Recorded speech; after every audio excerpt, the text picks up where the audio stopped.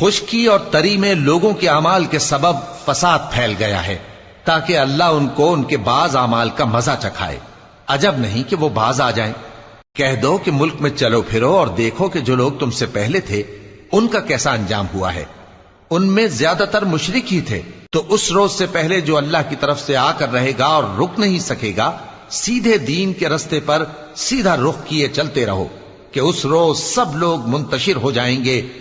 جس شخص نے کفر کیا تو اس کے کفر کا ضرر اسی کو ہے، اور جس نے نیک عمل کیے تو ایسے لوگ اپنے ہی لیے آرامگاہ درست کرتی ہیں تاکہ جو لوگ ایمان لائے اور نیک عمل کرتے رہے ان کو اللہ اپنے فضل سے بدلہ دے۔ بے شک وہ کافروں کو دوست نہیں رکھتا۔ اور اسی کی نشانیوں میں سے ہے کہ وہ ہواؤں کو بھیجتا ہے کہ خوشخبری دیتی ہیں تاکہ تم کو اپنی رحمت کے مزے چکھائے، اور تاکہ اس کے حکم سے کشتیاں چلیں، اور تاکہ تم اس کے فضل سے روزی طلب کرو، اور تاکہ تم شکر کرو۔ اور ہم نے تم سے پہلے بھی پیغمبر بھیجے تو وہ ان کے پاس نشانیاں لے کر آئے، سو جو لوگ نافرمانی کرتے تھے ہم نے ان سے بدلہ لے کر چھوڑا، اور مومنوں کی مدد ہم پر لازم تھی